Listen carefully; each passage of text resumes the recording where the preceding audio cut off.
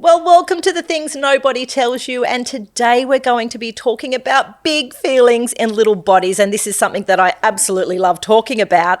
And I have my very good friend Jacquie Ward here today, who is a psychologist, a clinical psychologist. She's a mum of 3 like me, so we always have things in common. I mean, what else are you, Jacquie?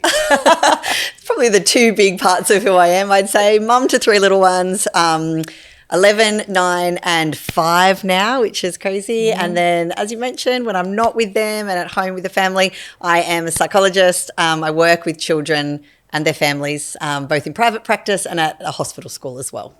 Which is just amazing. I mean, we're always talking about, I guess, what's happening out there in the community and getting a bit of a sense check, because there is a lot that does go on for our little people. And I think what we underestimate is some of those things that start to unfold when they're quite little. So I know that you do a lot when it comes to sensitive kids in particular. And I think, you know, as a parent, you kind of dive into these things and you think you want to be able to fix it or find a solution or find an answer.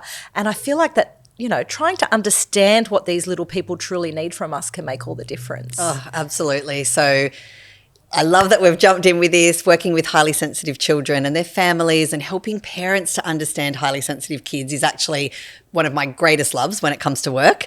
I think one of the most misunderstood things is people, perhaps it's a generational thing too, you know, when we were growing up, being labelled sensitive wasn't necessarily the best or seen to be a compliment, whereas now what we understand is high sensitivity is actually a biological trait. It's something like, you know, we have other traits, might be introversion or your eye colour. These are things we're born with. And just like that, sensitivity is part of our, the way that we come into this world. Yes, and I've noticed it. I mean, you're a mum of 3, I'm a mum of 3. Sorry.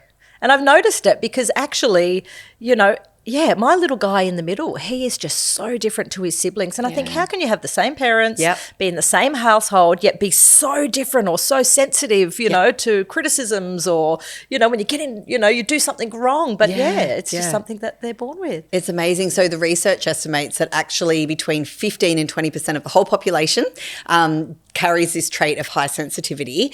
And like you said, it can manifest in being more sensitive to criticism. It's also really apparent with lots of kids, they're more sensitive to sensory input. So these will be the kids that when you're at a birthday party have the tendency to become completely overwhelmed. Or similarly, smells is one thing. I know, so my kids are all highly sensitive, and they're, you know, super, super aware of smells and other sensory input as well that really impacts the way they can move through the world. Yes, it's funny you say that, because I'll never forget when my son started kindergarten and he went there and he had that little 2-hour session where you know, test the waters and then come out, and he sort of latched onto me straight away and he said, "I missed your smell, Mummy." And I went, "Oh, that's a bizarre thing to say." But he is my super sensitive, overwhelmed when there's lots going on. There you go. Isn't that interesting? Yeah. And so from what age do you typically see or sense check that your little one might be, you know, carrying this trait? Yeah. It's interesting because a lot of parents will say, "Oh, looking back, hang on, my baby was fussy," or, you know, fussier, harder to settle, or less likely to sleep in the pram, for example, when we were out and about, and they can kind of piece it together. I guess it depends, you know, when it becomes apparent, depends on the individual family. A lot of families do, though, that I see in clinic, will start to notice that when their child starts daycare or preschool, kindergarten, whatever happens in the family, because all of a sudden they've got, you know, a bit of a comparison there with other kids if there's no siblings, or, you know, just even same age peers, and they're like, "Hang on a second, my child seems to be a lot more reactive," I suppose, in a lot of scenarios. Yes, and I think it's interesting when you see the traits of these little ones, like birthday parties you mentioned, you know, the clinging to your leg, whereas, you know, my oldest would just jump straight in there and off she goes. Like, I thought, great, she doesn't even care about me.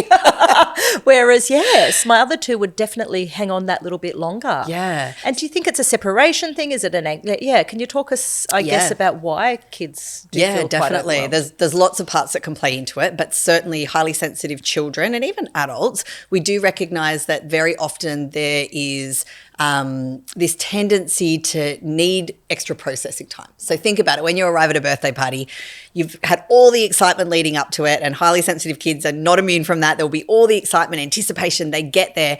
Then you get to the door or wherever it is that you're entering and it's noisy. There's chaos, lots going on, new sights and smells definitely to take in, plus this awareness that the parent might be going or that the child's going to join play. It's not necessarily that they're shy. That's a common thing. Lots of people think high sensitivity equals shyness or introversion. Totally different. It's actually a need to take a little bit longer to kind of survey the scene and take it in. Do a bit of a sense check. And it probably doesn't help when my kids have an ADHD mum who just flies in at the last minute. Maybe I'm a bit late. Bit of chaos in the car getting there. Chaos getting there, and then boom, in you go. Yeah, you actually raised such a good point, because the experience of being highly sensitive, if you are, or having a child who is also, our experience of that is changed depending on how we are. So, for example, if you are a parent that doesn't necessarily identify with that, it can be confusing. And parents will say to me, I don't know why they're still clinging to my leg. They couldn't wait. All week we counted down to the birthday party. Now we're here and they won't let me go. It can be confusing. And they do. I actually feel like sometimes we get caught making excuses for our kids because you feel like they shouldn't be doing that, but actually it's okay. Yes. I love that you raised that too, because I think for parents, and maybe it's a product of the time we were raised where we were, get on with it and don't be so sensitive, go on. We carry this idea that there's something wrong with being a little slower to warm up or, reluctant to engage. And, I know we're going to talk about separation anxiety. That's a different thing. Yeah. But being slow to warm up is the natural tendency of a child that is highly sensitive. Yes. Because they need that time they're noticing everything and they're processing everything, and that takes time. I can, yes, I'm having lots of flashbacks now to different scenarios that I probably didn't understand so much at the time. Yeah. And it's interesting you say about the babies, they're needing more, and because some say, oh, I've got a good baby, they can be put down, or this one's a little bit more, but actually it's their little personalities. So if we think about that, because it is a trait that we're born with, it's there from day dot. Prior to that, when they're in the womb, for a baby that's in the world, we've got those babies, and I remember so clearly when I had my first, and there was a girlfriend there and she'd had a baby around the same time. She's passing her baby around, it's having cuddles with everybody, it's just chill. There's my child fussing the minute it looks like someone's going to take it from my arms, or, because he did have that extra sensitivity to external stimuli and environmental and all the things. Yes, well, I think I was the annoying mum in mother's group, because Ish would just lay there. She'd sleep, she'd had the head full of hair, the headband on, all the cute outfits. But I tell you what, I got payback tenfold by the time she could become independent. Full sense of security. It was a really false sense of security. And now I look at the ones that were highly sensitive in that group. I'm like, damn it, I wish I Oh, no, but I would have been. Just go to bed. I would have been the mum so jealous of you. And I think not to put a dampener on it, but a lot of the mums that don't understand this, like me, when I was a first-time mum, thought, what am I doing wrong? Yeah. It must be me. It must be my parenting. There's this mum with her cute baby in the headband. Yeah. And here's mine that can't even, be settled for a minute while I sit down and try and do the mum chat. Yes. So, that's where we come unstuck. And they go into this whole it's colic and it's this and it's this and I've got to find an answer. And I think, this is why I love having these things nobody tells you conversations, because sometimes it's the practical things that you miss when you're in the zone, you're sleep deprived, you think you have to find a solution. And in fact, there's a lot of parenting that happens in the middle and in the grey, and actually we never get it right. Yes, so true. So tell me, with the work you do, you're obviously working with little ones, families, all of that. I mean, is working with highly sensitive kids a core part of what you do? It is, and often it feels like a light bulb moment for families when we, they come in and we talk about certain behaviours, because, you never get families come in and say, oh gosh, they're just so sensitive. Yeah. It shows up in behaviours and challenging dynamics in the family, and parents often wondering oh, what am I doing wrong? For my other child, this all worked. And then all of a sudden it's not working and it's stressful. And when we actually dig a little deeper, very often this is at the core. And so it's just understanding high sensitivity and the way that these children need to be parented to really kind of flourish. Totally. And I think too, for a lot of people, they they start noticing a lot of things when their kid's going into daycare or preschool, because maybe you've only got one kid. You've got nothing to compare it to. Maybe you see kids at the park, but next thing they're in this room or at this environment where they're with their peers. Yeah. And again, I'm guessing this is when they'll come to you thinking that there's something wrong and sort of wanting to put an answer or a label or whatever it might be on it. Yeah, yeah. And what do you typically say, I guess, to those people that are worried about those transitions and drop-offs? And, because it's a big deal for people putting their kid in daycare for the first time. Huge deal. And to be honest, really something that I do carry huge empathy for, because for me it was really challenging. My husband and I, when our little one first went to preschool, was a time of significant challenge. The separation anxiety was real, so that was separate to being, a higher sensitivity trait. But that is a big deal too. Like, maybe we should talk about separation anxiety and clinginess. Can we talk about it? Yeah. Can we? Yeah, let's go deep on that. Yes, because I think it is a real pain point for people, because it makes it what is already potentially an emotionally charged thing even more. So I'll preface it by saying that I do have skin in the game when it comes to this, professionally obviously, but then personally too. The number of mornings I sat in my car and cried after drop-offs and had little fingers clinging to the back of my neck and whatnot, I do understand how intensely stressful it can be. So I guess on that, perhaps it's helpful to for parents listening to think about, there's two things. There's clinginess, which is very normal, very healthy, what we recognise in, healthy attachment between child and caregiver, versus separation anxiety, which is something that may need professional support. Yeah, right. And the two are really different. Yes. And with the separation anxiety, again, there's obviously a lot that can feed into that, from the parents' own experiences to the kids. And, my gosh, that's a bit of a minefield, I know, to dig deep into. That's complex, isn't it? Because like you said, when we're talking about true separation anxiety, that is a clinical diagnosis that often will need professional support for families to guide through. So if it's at the point where it feels incredibly distressing for you and or the child, that would always be a point at which I would say, seek professional support. Yes. At the other end of the scale, when we're talking about clinginess, the birthday party, the child clinging to your leg, reluctant to engage or separate from you, that is a very, very normal thing for children and families to navigate. And so at what point, I guess, first day, dropping off daycare, you'd kind of expect that clinginess and all of the rest. And I know that a lot of the time the daycare educators will be like, everything's fine. You left, we've ripped the Band-Aid off. They are absolutely fine and having a great time. Is it that it's a longer lasting distress with the kid once they've been dropped off, or is it that it just happens every single time? It can be both. So definitely we'd be looking at duration, how long it's gone on, and the level of distress as well. Yeah, right. How long it persists in the day, and there's so many individual things to consider. If the educators are reporting that they're fine, but you are getting some really significant challenging behaviours, or they call it post-restraint collapse, when the kids come home at the end of the day and really significant meltdowns. That's worth looking into too. Trust your intuition is something I always tell the parents. If you feel like doesn't feel like it's getting better or getting easier, you can trust that intuition. Do you know what? I've been saying that to a lot of people lately, that they, they'll say to me, I think something's a bit different, or I think something's going on. And I always say to them, what do the educators say? Because they see them day in and day out. And often if they do flag that there's something, then maybe it's worth investigating. And a lot of people think, I don't know what's toddler behaviour or, typical versus something else. And it's like, if you're already questioning it, then chances are it's worth having a look into. And, if it's not, I've had families come in, concerned about behaviours or things, and when we have a talk and really dig into it and look at what is normal, sometimes I can literally say to them, no, that's developmentally appropriate. Yes. And away you go reassured, right? Yes. There's nothing lost in that. In fact, there's so much to be gained by being confident and educated around these things. So I think it's always worth exploring if you're, you have that niggle there.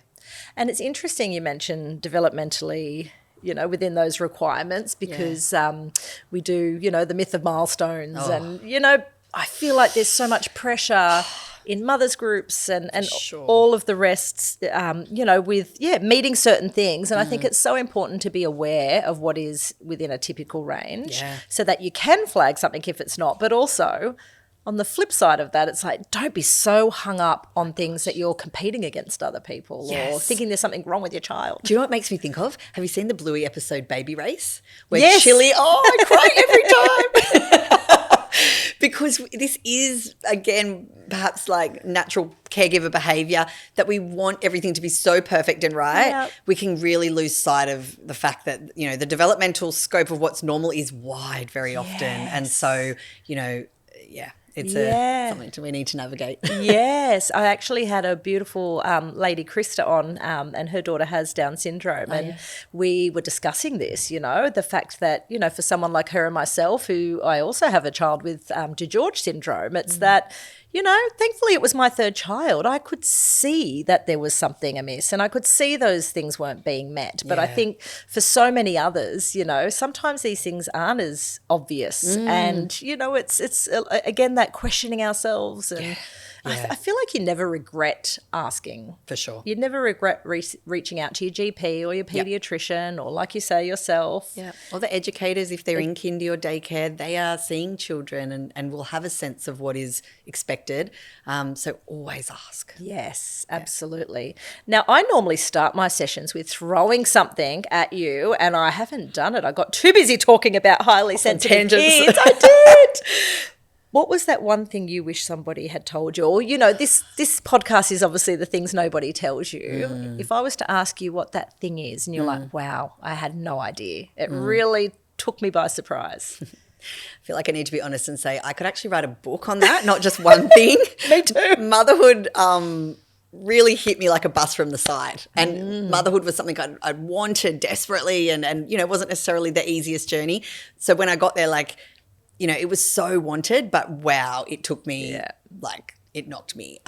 So we could do a whole podcast series on that. But I think, to be honest, the biggest thing for me is that all the preconceived ideas I had around myself as a mother felt like they were challenged. You know, pre-babies, I was super organised, and if there was an issue, I'd sort it. I'd read the books and, you know, do all the research and whatnot, and then it was sorted and done. Whereas kids are so unpredictable and relationship is often so unpredictable, like us with our kids, that I really had to like drop the rope on a lot of the things I thought that would be. Yeah, and I think, like you were saying before, you get the children and their personalities, and I think no matter what preparation you do, you're actually meeting this person for the first time and building this relationship, and you can never predict how it's going to unfold. Never. Yes. Like, you can have all the plans and the anticipation and the ideas of what you think you or it will be like. But sometimes I feel like I wish someone had told me not to hold on to that too tightly. Exactly. Yeah, I feel like I feel the same way when it comes to that. Now, I know you were even joking with me when you came in today about your child having different coloured socks on when they went to school. And that was a hard relate for me because I, again, was such everything had to be a certain way and I didn't like this. And now I'm like, house is a bit chaotic, colours everywhere, the kids are happy, that's all I care about. Uber Eats for dinner because, forgot to pick it up dinner on the way home from work again. Like I was telling you about the socks. So my middle guy this morning jumped out of the car and it wasn't even like mismatched socks. It was two totally different colours, one white, one grey, one sports sock, one school sock. And, you know, before kids, I would never have thought that would, like, such a minor thing, but it kind of reflects a wider theme here. Yes. That just like stuff like that, you've really just got to let go to the keeper. Let go. Exactly. Yeah. And I know that you know, obviously in your practice, this is probably something that you have to do with families and with parents because, again, I'm guessing they come in there and they have such high standards. And what are some of those advice, or what is some of the advice that you would give them? You know, it's so interesting you say that because a lot of parenting, I feel like, and, you know, a lot of the families I work with are navigating diagnosis or understanding neurodivergent kids, which is like my favourite space to be, because when we as parents are able to change the lens that we look at things through understanding our child, the way they're wired, the way they need us to be, it's actually us and the change of our lens that can make all the difference, not them. That is so true. Yeah, right. That is so true. I say this all the time because the minute, because, and this is where the whole conversation with labels, and I'm sorry, I'm kind of going, and a lot of people are a bit scared and a bit unsure, and why do you have to say that? Yeah. But I can tell you, the minute that I understood what my kids needed and I was able to communicate that with their care providers, with their teachers, suddenly they were looking at it through a different lens. Yes. And it just took a weight off everyone's shoulders because it wasn't like you had the naughty kid or this kid or that kid. And I just think there's something so empowering about understanding who you are and how your brain works, and likewise for parents when they're looking at their kids. Yeah. And it's like speaking my love language, because, and this is why I obviously believe in diagnosis and understanding, because of that exact reason. Yes. It's less about putting a label, but it is also about everything that opens up when you do understand. Exactly. So, yeah. I get a lot, actually, on my personal Instagram account. I get a lot of comments. I posted a video once of my daughter walking to school, and for her, it wasn't natural for her to have this to and fro conversation with friends. And it was, and I said to her, it's been the school holidays. When you get to school, you ask, where did they go? What did they do? And what was their favourite part? And that was the day before. Here she was the next day. She'd held on to that and she was chanting it over and over again. And I posted it and it went a bit crazy. And the comments under that from people that were adults saying, geez, I wish I felt this seen and understood when I was a kid. That to me, I'm like, and I say it to anyone that is going through diagnosis with their little kids, I said, how lucky are they that you are onto this so young that they're going to know who they are from a very young age. Yeah.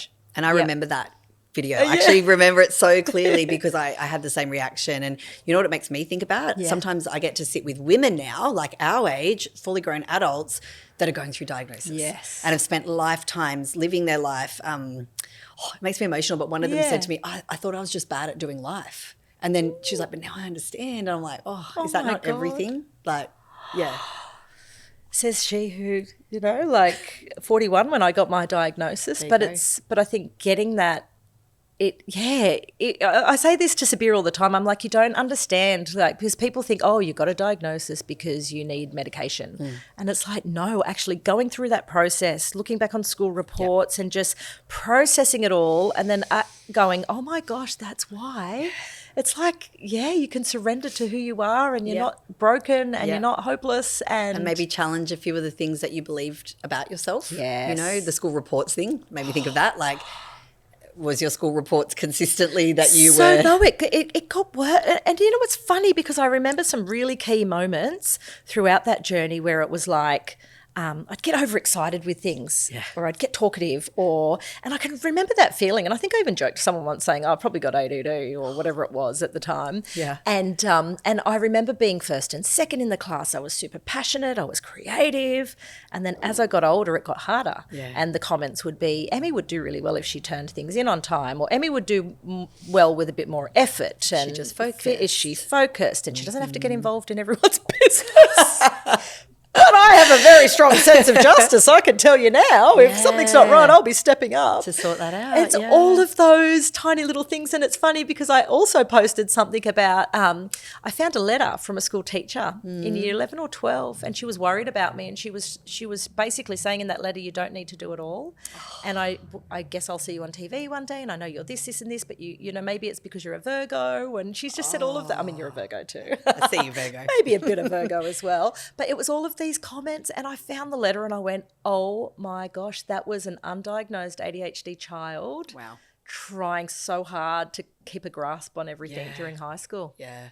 Super grateful that we live and we get to parent in this time where we do have the understanding and, so much information. That's like a double-edged sword, but there's so much more information that we can notice these things and learn about them and educate our kids too. Yes. And now we're obviously talking about these big feelings in little bodies, and there's nobody that will experience big feelings more than a mum of a neurodivergent child or a highly sensitive child. Like, holy moly. I promise it gets easier, people. It really does. That's fair too. I know a lot of our audience do have little kids, and I think hearing this actually is really helpful during those stages, because you just, know that when you potentially get to a situation like this that it's actually okay. It does. Yeah, and it, like you said, I don't know whether it gets easier, but that's saying our capacity, we get better at managing it. We get better. And if another thing I'd go back and tell early postpartum Jackie it will get easier. You know, you feel like, oh my goodness, is it going to be like this forever? Even the toddler years, like they're intense. Yes. My boys are only 20 months apart. And so, you know, gosh, those early years, they're not for the faint-hearted. They are not for the faint-hearted. I have this one video. So because my first two are 2 years apart, second two are 18 months apart. They were very close and I had them all on my lap. And I think one had a bucket on their head and I just look like I'm exhausted and they're juggling. We're all just like looking at the camera. And whenever I feel tired and exhausted, I pull that out and I go, yeah, you're good. We made it. We're good. We're okay. Yeah. I mean, my daughter, my 10-year-old, actually, we don't live very far from our school and a lot of her friends are allowed to walk home alone. And because we're here recording today and Sabir has a meeting, and I said to her for the very first time this morning, I said, here's the key, Papa's going to be home. She's having a play date with her friend who always walks home. So the two of them are going to walk home together today. And I was like, you know, when she was in kindy, I was scared she was going to run onto the main road because she was a road runner. And now here we are. Yeah, it's amazing, hey? Next season. So, yeah, surrender people because it just, you know, it gets lighter, I think. I think so too. And maybe we change, like in terms of the things we learn and well, hopefully, and we evolve.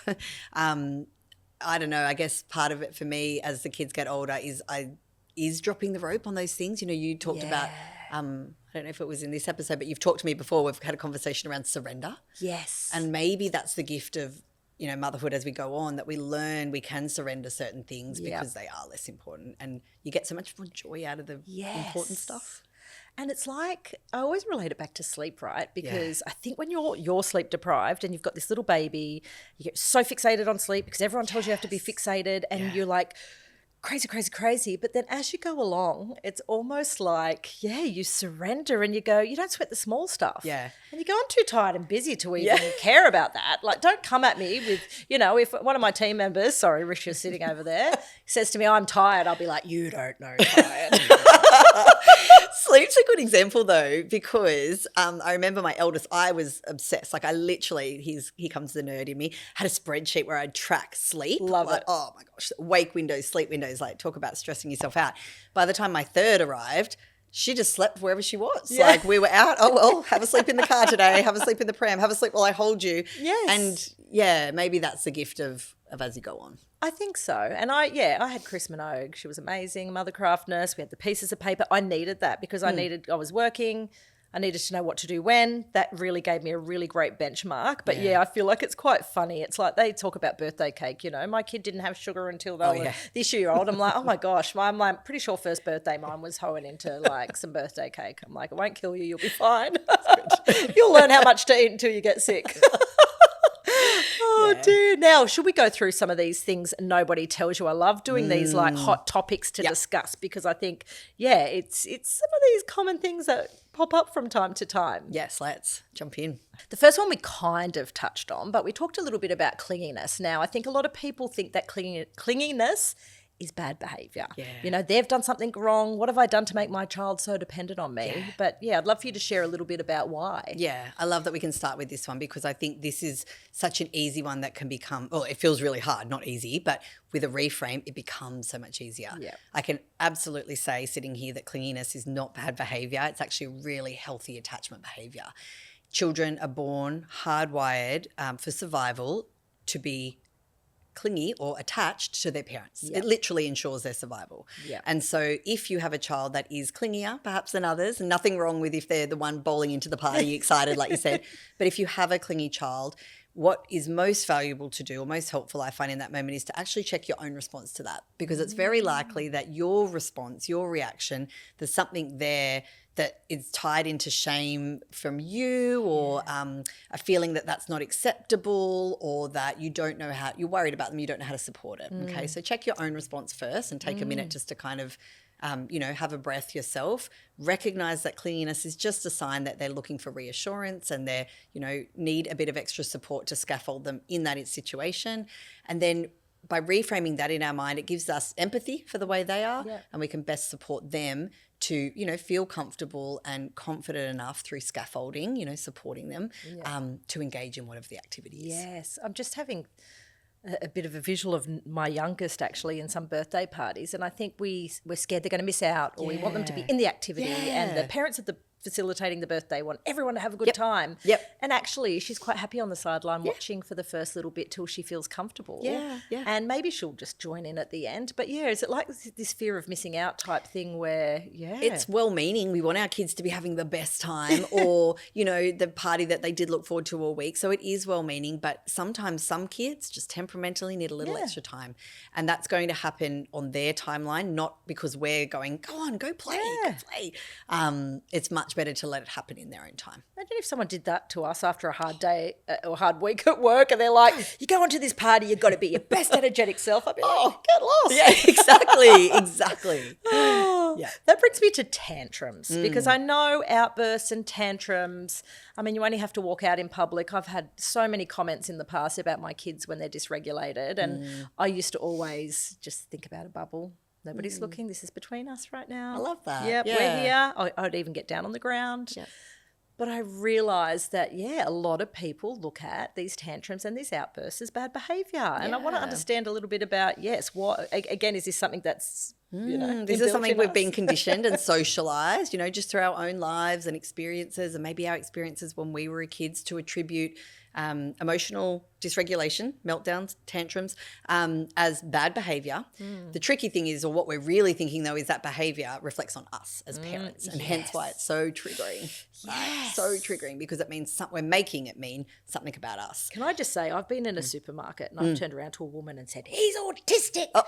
And that shut her up straight away. But I was so triggered by the looks and the stares and the constant, I thought, natural, normal, I get it. And you dealt with that in your way. Nowadays, I'm a little bit more considered. But you're right. It's so triggering for us because we make it mean something about us. Yeah. Whereas, think about it. Are you ever triggered by your friend's kid kicking off? Yes. No, because we're like, they're having a hard time. It's okay. Actually, you usually want to dive in and help. Exactly. Yes. And so that's the difference. We make it mean something about us. But again, much like clinginess being a sign of attachment behaviour, I can sit here and say that tantrums are not manipulative nor,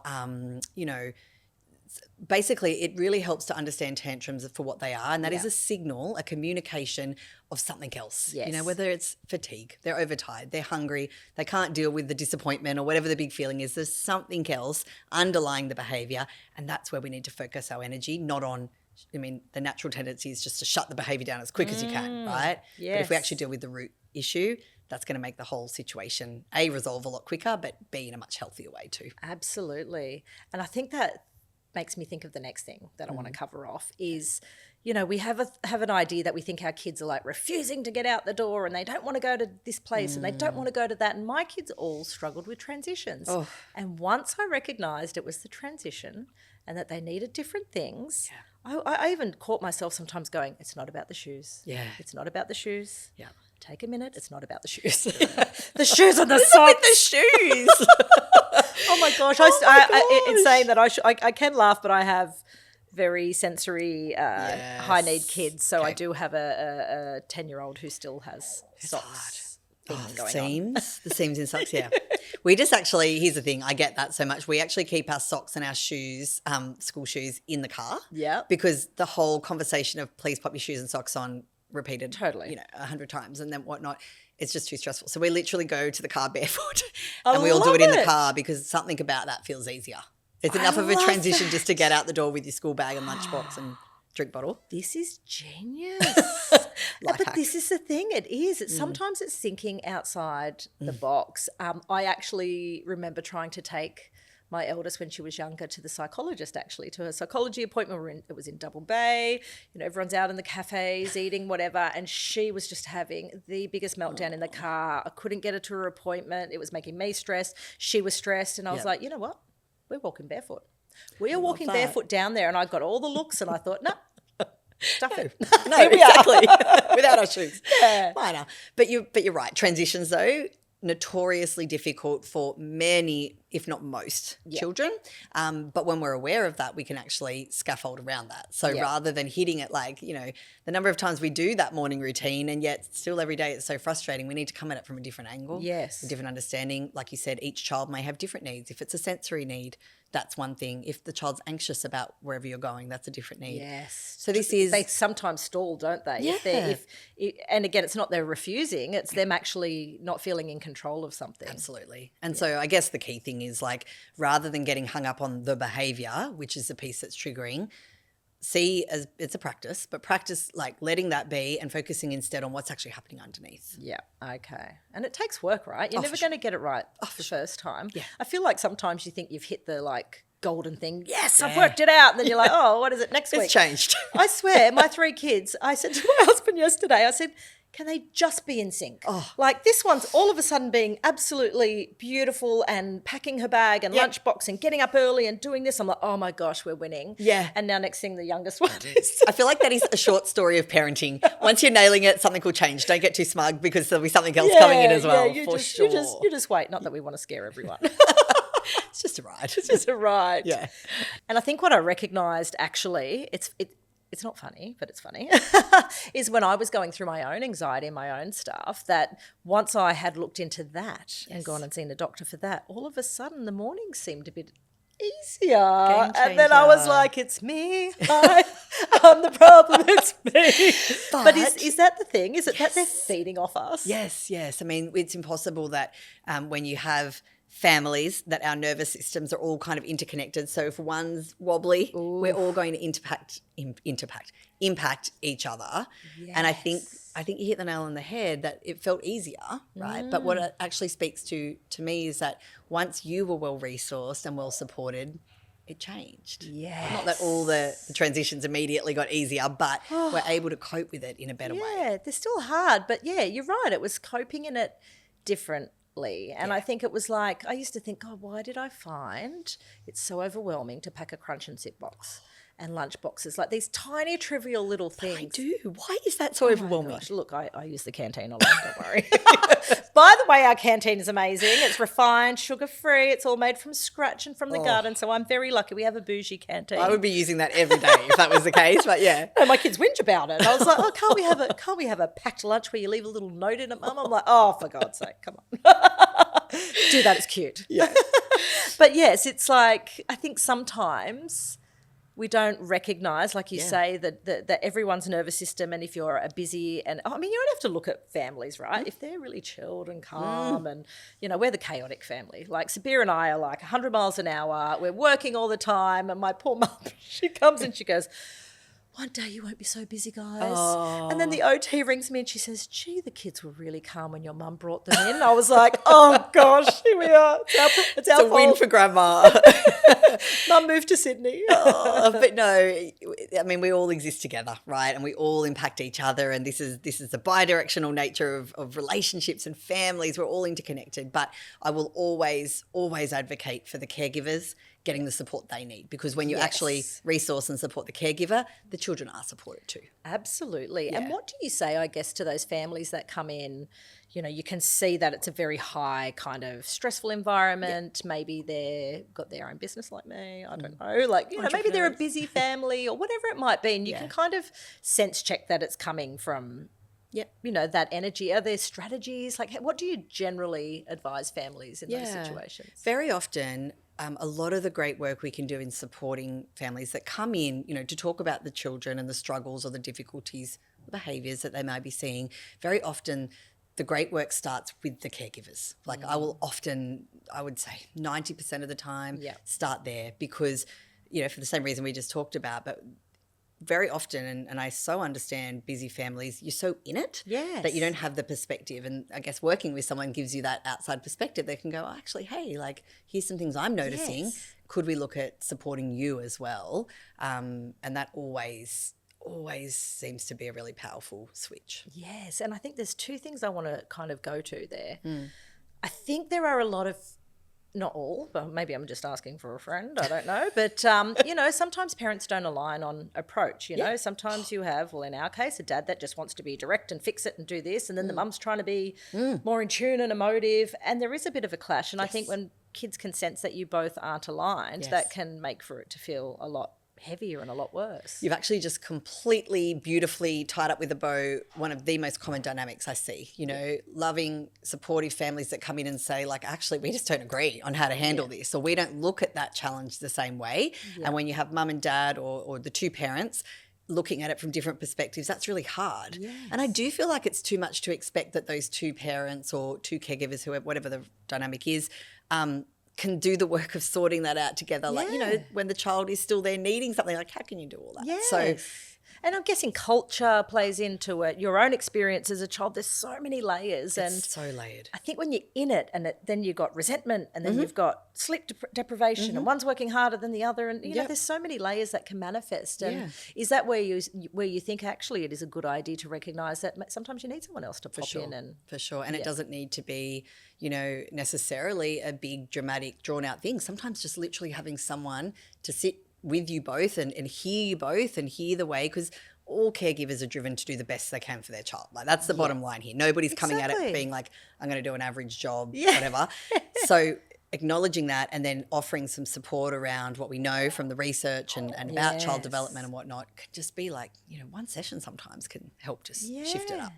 And the other thing I want to say on that is, I think a lot of the time, and I'm going to generalise here, but we do hear that your child feels safe with you, especially the mum sometimes.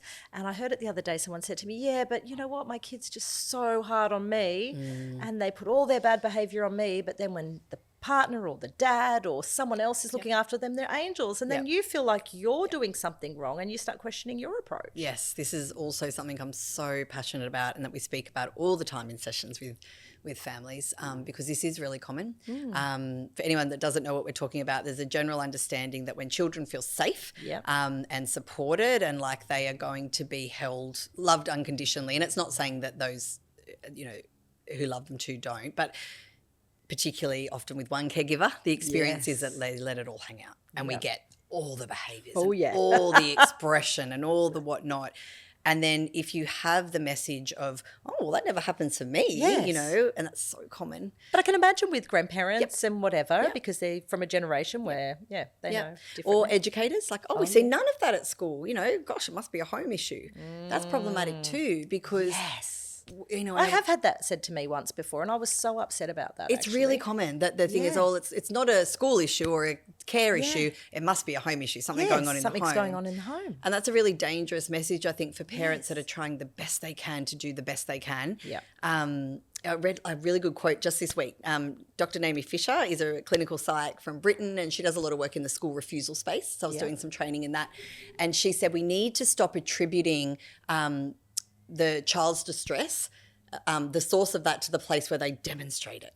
Right? Oh, yes. Because very often it's not the case, and it's where they're in their safe zone that the distress, or the dysregulation becomes really apparent. Let's get that message out there loud and clear, because I can imagine there's a lot of parents with little ones dealing with this and carrying guilt and weight of that. Yes. Oh my gosh, that really hits home. You need to put it on a bumper sticker. Oh my gosh, condense it down. Just little leaflets in all the daycares and preschools. Just so you know. Look, there are so many amazing educators. Oh, for sure. And they see what they see. Maybe the child is an angel there, but it doesn't mean that there's not an issue that needs to be supported. No, I like that. I'm going to definitely use that one. Now, regulating yourself, I do want to end, because again we've spoken about the fact that sometimes they feed off you and sometimes they give you all of that behaviour. I mean, I know that my kids see me all the time. Sometimes if I'm really overstimulated, I sometimes do have, and again, I'm neurodiverse. I sometimes have to cover my ears, or I put headphones on, or I say to them, if you want to talk to me, come and touch my arm first, and I'll put my hand over the top to let you know that you're waiting for me. And when I'm ready, I'll ask you. And my son's very good at doing that, whereas my daughter will go, can I ask you something? And I'll say, not right now. But anyway, I love when they do that. You're like, but is it that, we should be taking more consideration for regulating ourselves in those moments. This, I think, feeds into, there's so much conversation out there about self-care, and I love that, more for it, very important. But this, I think, I see parents are so invested in helping their child through emotional struggles, they forget the first step, which is actually our own our own emotional struggles. And it is an emotional struggle to watch your child have a hard time. Like that's hard. Yes, it is. So the first piece is your own regulation, and whatever you need to do for that, whether it's your own therapist, self-care examples, or shorter in the moment strategies like mum needs a minute or hold my arm when you need to speak to me. That's what needs to be done. And that's actually step A before we even look at supporting step B, our child. I think when I noticed it the most was during COVID and I had the kids in the house all the time and I'd be working on a computer. And you don't want your kids on devices all the time. And then my kids would think I'd just be there, on devices all the time. And I actually at one point had hats. And I was like, if mummy's got the hat on, it means mummy's working and mummy's talking to people on the computer. I'm not just here having a grand old time. Yeah, yeah. So if you need me, this is what we need to do. And so it's like cute, sometimes they need these visual. I think we need a hat. Mummy's feeling regulated and calm. Come at me with all your issues. I'll wear a different coloured hat when you're okay. Come to me then. Stay away. Otherwise. But it's just about being honest, right? We're humans too. And now that my boys are a little older, they're at the stage that I can literally be like, oh gosh, I'm feeling a bit overwhelmed. I need a minute. Like, can we step outside and, have a minute together or something like that? Yeah. When they get a little older, you've got the luxury of that. But even when they're little, there's nothing wrong with modelling the need to have a breath or to calm yourself. Exactly. And to mess it up because let's face it, parenthood is messy. Yeah.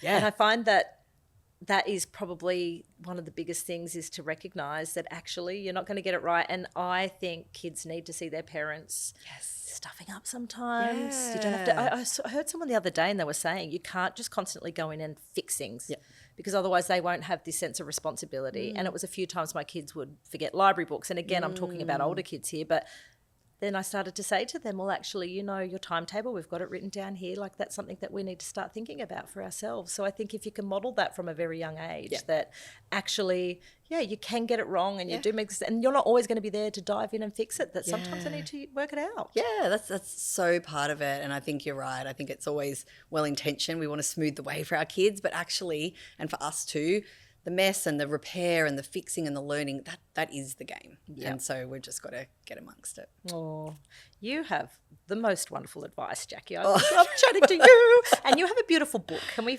end on that note? You have a gorgeous Billy's. Yeah, Billy's Brilliant Butterflies. I wrote had my first book published last year. Congratulations. Thank you. It's a children's picture book specifically written for kids who are highly sensitive, and then there's a reference section at the back for parents or caregivers of those children. So I love that. Yeah. And is it about, can you just give us a quick little spiel? It's actually a starting school book, so relevant for anyone with children starting school, kindy, daycare, that sort of thing, and it's just the experience of a highly sensitive child moving through that. Yeah. So relatable, it's super cute, illustrated by a beautiful illustrator as well, and that's essentially, it's affirming for those children. And even if you're not highly sensitive, I've had library teachers contact me and say, oh, it was really good for the kids that aren't that way because then they understood their friends too. So which is good. And I think that's like anything from neurodivergence, disability, other things. When we educate everyone around us, it just means we're all more empathetic towards each other. We're and on the same page.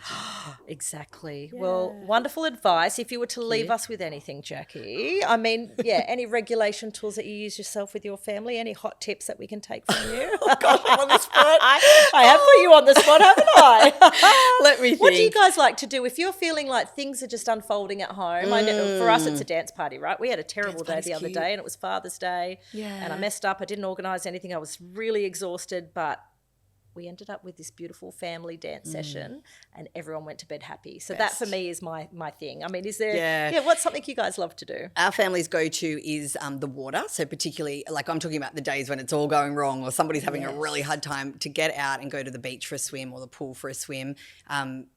Unfailingly turns it around fast. Totally. Same with babies. Yeah. Water fixes everything. Get them in a bath. Yep.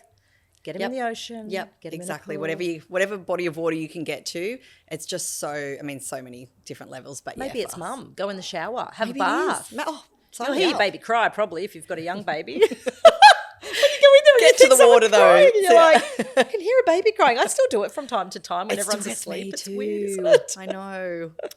Oh, well, Jackie, thank you so much. Always beautiful conversations. We could talk all day. We really could. But I think, yes, I really love your perspective when it comes to our little sensitive kids and, of course, all the amazing resources that you have. So thank you for joining us today. Appreciate it, Emmy. Thanks so much for having me. No worries.